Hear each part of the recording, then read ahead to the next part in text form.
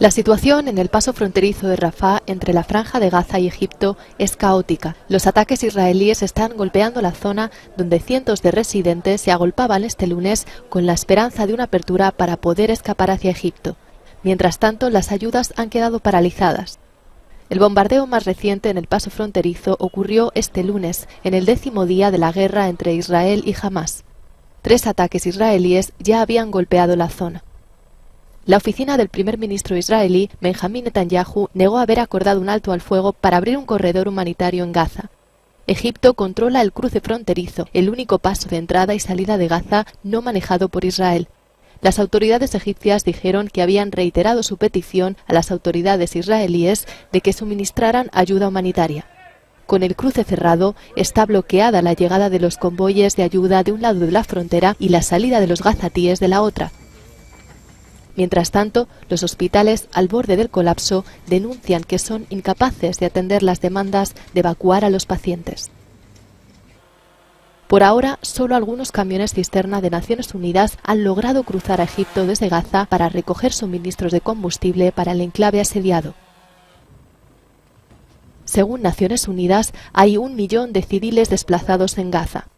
Las fuerzas de Israel dicen que han atacado docenas de objetivos de Hamás en las últimas horas y aseguran que los cuarteles generales han sido destruidos.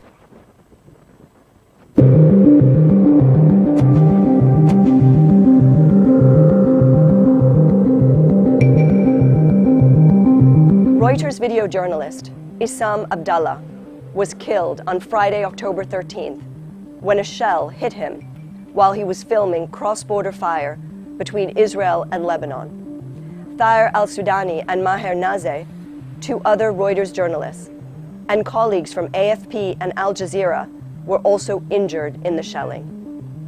Eyewitnesses at the scene said the shell that killed Issam came from Israel. Our newsroom is reporting out the details of what happened. And so I am reiterating my call to the Israeli authorities, who have said they are investigating, to conduct a swift, thorough, and transparent probe into what happened. By transparent, I mean an investigation with clear evidence and explanation. And I also reiterate my call to the Israeli Defense Forces for clarity regarding the terms of engagement in this conflict. I also ask Lebanon, which has said that it has gathered evidence on the attack, and any other authority with information, to provide it. And I urge all parties in this conflict to respect and work with all media to ensure the safety of journalists reporting in the region.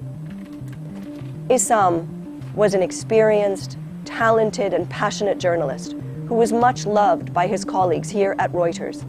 He was just doing his job when he was killed.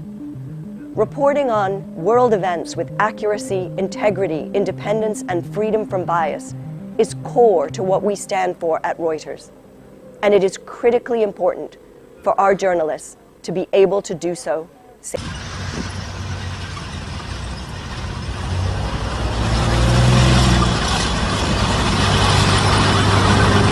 The ground invasion will be extremely bloody for both sides. Gaza is likely to look like a bloodbath.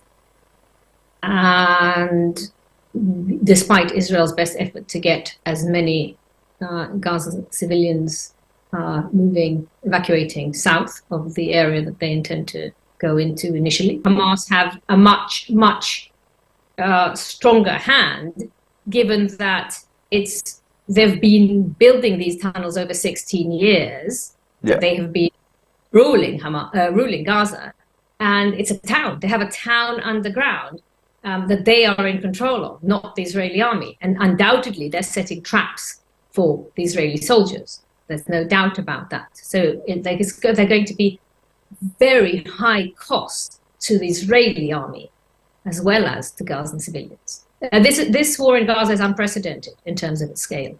It's unprecedented. And the Israeli army has stated that from day one, that it's not going to be like any other incursion into Gaza.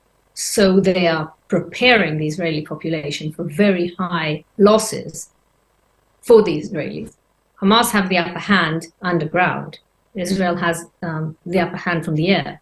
but boots on the ground means fighting underground, and it's not going to be easy.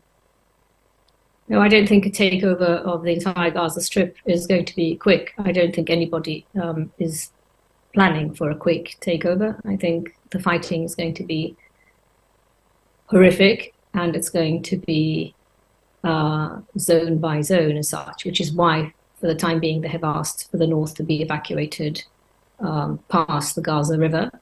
I think we're in here for the long haul unless the international community